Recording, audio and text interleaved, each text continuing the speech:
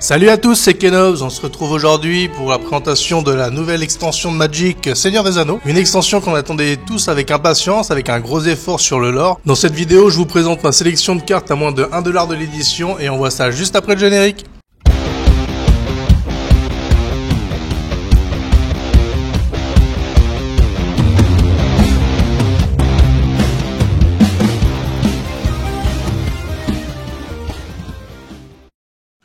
Merci de suivre la chaîne, n'oubliez pas de vous abonner et d'activer la petite cloche. Vous pouvez lâcher un pouce bleu si ça vous plaît et vous pouvez aussi nous soutenir sur Tipeee dont vous trouverez le lien en description.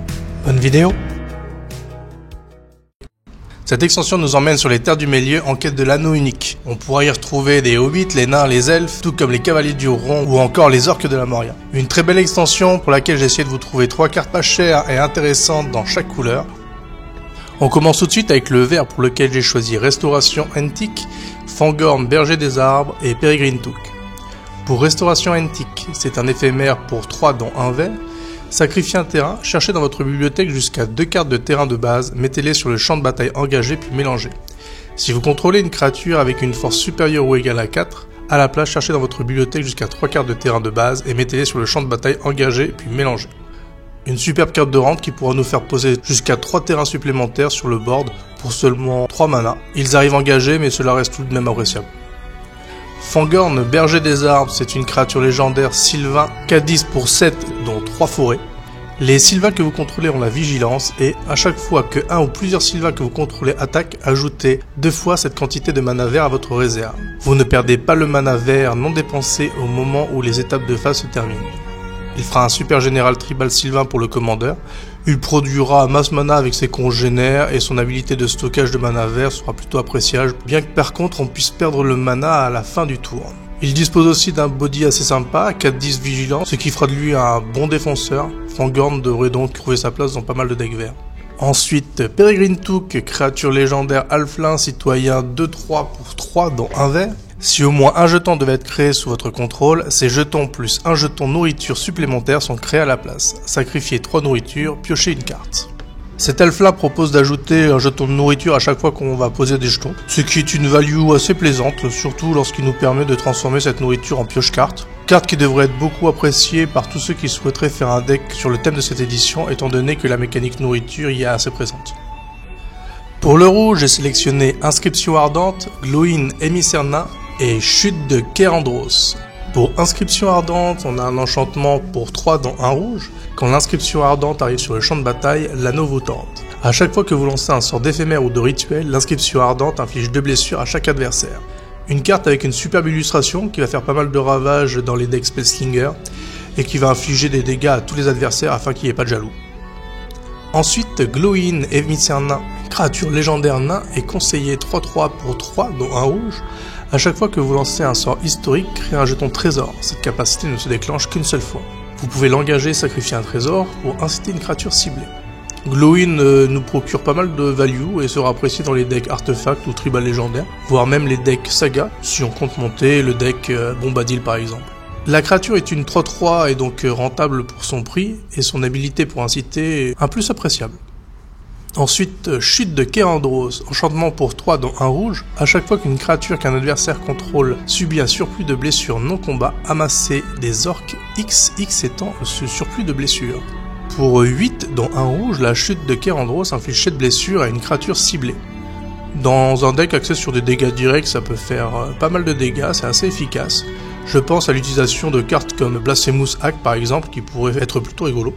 Et la seconde habilité de l'enchantement pourra gérer pas mal de monde sur le board et devrait souvent infliger des surplus de dégâts, ce qui devrait faire grossir votre armée orc. Ça synergise bien, ça semble assez fort. On passe à présent au bleu avec pression sur l'ennemi, Gandalf, ami de la comté et parchemin d'Isildur. Pour pression sur l'ennemi, c'est un éphémère pour 4 dont 2 bleus. Renvoyez un sort ciblé ou un permanent non-terrain ciblé d'un adversaire contrôle dans la main de son propriétaire. Vous pouvez lancer un sort d'éphémère ou de rituel avec une valeur de mana inférieure ou égale depuis votre main sans payer son coût de mana. Si le sort ou le permanent ainsi renvoyé coûte cher, on pourra utiliser la pression sur l'ennemi comme un gros accélérateur de mana pour lancer un gros sort de notre main. Chose intéressante aussi, c'est que l'on pourra à cette occasion lancer un rituel en dehors de notre tour au cas échéant, ce qui est plutôt cool. Gandalf, ami de la comté, c'est une créature légendaire avatar sorcier 2/4 pour 4 dont un bleu, qui a le flash. Vous pouvez lancer les sorts de rituel comme s'ils avaient le flash. À chaque fois que l'anneau vous tente, si vous choisissez une créature autre que Gandalf, ami de la comté, comme porteur, vous piochez une carte. L'avantage de jouer des rituels en flash est intéressant, et la possibilité de piocher lorsque l'anneau est activé pourrait intéresser ceux qui joueront la mécanique tentation. Gandalf semble donc une créature assez intéressante. Enfin, Parchemin d'Isildur, c'est un enchantement saga pour 3 dans un bleu. Première étape, acquérez le contrôle jusqu'à un artefact ciblé tant que vous contrôlez le Parchemin d'Isildur. L'anneau vous tente. Deuxième étape, engagez jusqu'à 2 créatures ciblées, mettez un marqueur étourdissement sur chacune d'elles. Et troisième étape, piochez une carte pour chaque créature engagée qu'un adversaire contrôle. Pour 3, vous contrôlez un artefact adverse durant 2 tours, vous engagez 2 créatures qui ne se dégangeront pas à leur prochain tour et vous piochez des cartes en sachant qu'en multijoueur, il y aura bien un joueur qui aura tapé plus d'une créature quand ce moment arrivera. Pour seulement 3, cette saga me semble assez rentable. Pour cette sélection de cartes à moins de 1 $, nous passons maintenant au noir avec Chauve-souris de la Forêt Noire, Grima Langue de Serpent et Abominable Bête Vorace. Chauve-souris de la Forêt Noire, c'est une créature chauve-souris 2/3 pour 4 dont un noir, qui a le vol, et à chaque fois que vous créez ou sacrifiez un jeton, chaque adversaire perd 1 point de vie. Avec une nouvelle mécanique de trésor, ça va faire mal, et ça va faire mal à tous vos adversaires. Je pense que cette carte va être très violente et va très vite devenir un staple des decks sacrifice ou trésor. En plus, c'est une créature avec de l'évasion qui pourra au besoin protéger ou infliger des dégâts facilement. C'est une très bonne carte pour le noir. Grima Langue de Serpent, c'est une créature légendaire humain conseillée 1/4 pour 3 dont un noir. Vos adversaires ne peuvent pas gagner de points de vie, vous pouvez l'engager et sacrifier une autre créature, un joueur ciblé perd 1 point de vie. Si la créature sacrifiée était légendaire, amassez Orque 2. Ici, c'est surtout pour la première habilité qui nous intéressera. Toujours intéressant de bloquer les points de vie de vos adversaires, un lock toujours sympa à avoir sur le coude. Abominable Bête Vorace est une créature dracon et bête 4/4 pour 6 dont 2 noirs, qui a le vol, et quand l'abominable Bête Vorace arrive sur le champ de bataille, chaque adversaire sacrifie une créature, crée un jeton nourriture pour chaque créature sacrifiée de cette manière. Ça détruit des créatures adverses et ça fait de la value dessus. C'est une 4/4 vol, c'est pas dégueulasse, un dracon assez cool en somme. On passe au blanc avec Éowyn, Dame du Rohan, Faramir, commandant de terrain et comte de Tunuviel. Pour Éowyn, Dame du Rohan, c'est une créature légendaire humain et noble 2/4 pour 3 dont un blanc. Au début du combat, pendant votre tour, une créature ciblée acquiert l'initiative ou la vigilance jusqu'à la fin du tour. Si cette créature est équipée, elle acquiert l'initiative et la vigilance jusqu'à la fin du tour à la place. Les capacités d'équipement que vous contrôlez coûtent 1 de moins à activer. Éowyn est clairement là pour la deuxième capacité, celle qui réduit le coût des activations d'équipement. Le fait de donner la vigilance ou l'initiative est un plus, donc voilà. Faramir, commandant de terrain, c'est une créature légendaire humain et soldat 3/3 pour 4 dont un blanc. Au début de votre étape de fin, si une créature est morte sous votre contrôle ce tour-ci, piochez une carte. À chaque fois que l'anneau vous tente, si vous avez choisi une créature autre que Faramir, commandant de terrain pour porteur, vous pouvez créer une créature 1/1 blanche humain soldat. Ça fait piocher, ça peut popper des créatures, 2 choses plutôt sympas, c'est une 3/3, ça reste suffisamment solide, donc je la mets dans ma sélection. Enfin pour le blanc, comte de Tinuviel, enchantement saga pour 5 dont 2 blancs. Première étape, une créature ciblée que vous contrôlez acquiert l'indestructible tant que vous contrôlez le comte de Tinuviel. Deuxième étape, renvoyez sur le champ de bataille une carte de créature ciblée depuis votre cimetière. Troisième étape, jusqu'à 2 créatures ciblées que vous contrôlez acquiert chacune lien de vie jusqu'à la fin du tour. Pour 5, nous avons une créature qui sera indestructible durant 2 tours, la récupération d'une de nos créatures sans sanction de coût et qui arrivera directement sur le champ de bataille, et enfin donner lifelink à 2 créatures durant un tour. La remise en jeu d'une créature de notre cimetière est ici appréciable, la saga est plutôt bien, elle fait le taf, c'est assez cool pour le deck. On passe au multicolore avec Elrond, Maître des Soins, Balrog, Fléau de Durin et Faramir, Prince d'Ithilien. Pour Elrond, Maître des Soins, c'est une créature légendaire elfe et noble 4/4 pour 4, dont un vert et un bleu. À chaque fois que vous appliquez le regard, ciblez jusqu'à X créatures. Mettez un marqueur 1/1 sur chacune d'elles, X étant le nombre de cartes que vous avez regardées en appliquant le regard de cette manière. À chaque fois qu'une créature que vous contrôlez avec un marqueur +1/+1 devient cible d'un sort ou d'une capacité qu'un adversaire contrôle, vous pouvez piocher une carte. L'édition est assez axée sur le regard chez les elfes, la value qui va buffer vos créatures à ce niveau est plutôt intéressante, et la seconde habilité qui vous fera piocher si vos créatures avec des marqueurs sont la cible de sorts adverses est plutôt appréciable. Par ailleurs, Elrond est une 4/4, pour 4 ça gâche rien au plaisir. Le Balrog Fléau de Durin, c'est une créature légendaire avatar et démon, 7/5 pour 7, dont un noir et un rouge. Ce sort coûte 1 de moins à lancer pour chaque permanent sacrifié ce tour-ci. Célérité.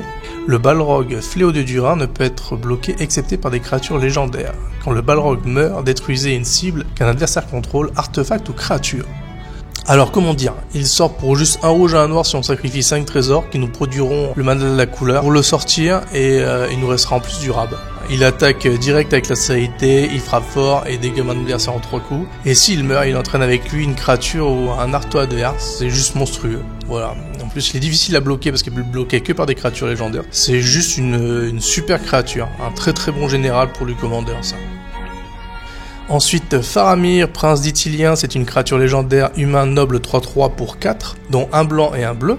Au début de votre étape de fin, choisissez un adversaire. Au début de la prochaine étape de fin de ce joueur, vous piochez une carte s'il ne vous a pas attaqué, sinon créez 3 jetons créatures à un soldat humain. 2 options plutôt sympas, 3 créatures ou une pioche. Faramir reste une 3/3, ce qui n'est pas négligeable, c'est plutôt cool. En artefact, on aura Pierre d'Erech, Barrowblade et Miroir de Galabriel. Pour Pierre d'Erech, c'est un artefact légendaire pour 1. Si une créature qu'un adversaire contrôle devait mourir, exilez-la à la place. Vous pouvez payer 2 et l'exiler, sacrifier la Pierre d'Erech, exiler le cimetière d'un joueur et piocher une carte. Juste pour casser les pieds aux joueurs qui joueraient avec leur cimetière ou qui abuseraient des effets de mort de créature, voilà, c'est assez cool. Ensuite, Barrowblade, c'est un artefact équipement pour 1. La créature équipée gagne +1/+1. À chaque fois que la créature équipée bloque ou devient bloquée par une créature, cette créature perd toutes ses capacités jusqu'à la fin du tour. C'est un équipement 1. Faire perdre toutes ses capacités à notre créature bloquante ou bloquée, c'est plutôt cool. Alors je mets cette lame dans cette sélection. Enfin, Miroir de Galabriel, c'est un artefact légendaire pour 2. Vous payez 5, vous l'engagez, vous avez Scry 1 et piochez une carte. Cette habilité coûte 1 de moins à jouer pour chaque créature légendaire que vous contrôlez. Certains jeux misant sur le nombre conséquent de créatures légendaires apprécieront la carte, et l'édition offre un choix généreux de ce type de créatures, ce qui devrait vous motiver à jouer pléthore de légendaires dans un deck. On finit par les landes avec comme land à moins de 1 $, Terrasse de la Comté et les Havres Gris. Pour Terrasse de la Comté, c'est un land qui va nous amener un mana incolore si on l'engage, et on peut payer 1 et l'engager, sacrifier la Terrasse de la Comté, chercher dans votre bibliothèque une carte de terrain de base, mettez-la sur le champ de bataille engagé puis mélangez. C'est un terrain qui arrive dégagé, qui vous permet d'ajouter de l'incolore à votre réserve, ou de payer 1 et de le sacrifier pour aller chercher un basique afin de fixer votre mana, c'est plutôt cool. On finit avec les Havres Gris, c'est un terrain légendaire. Quand les Havres Gris arrivent sur le champ de bataille, vous pouvez faire regard 1. Vous pouvez l'engager pour amener un mana incolore à votre réserve, ou l'engager, ajouter un mana de la couleur de votre choix parmi les couleurs de cartes de créatures légendaires dans votre cimetière.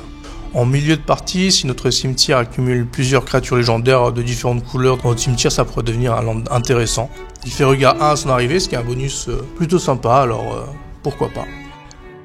Voilà pour ma présentation de cette extension de cartes à moins de 1 $ de Seigneur des Anneaux. J'espère que ça vous a plu. Si vous avez d'autres cartes à suggérer, laissez vos avis en commentaire. Merci d'avoir regardé cette vidéo et pour votre soutien. On se dit à très bientôt pour une nouvelle vidéo. Next!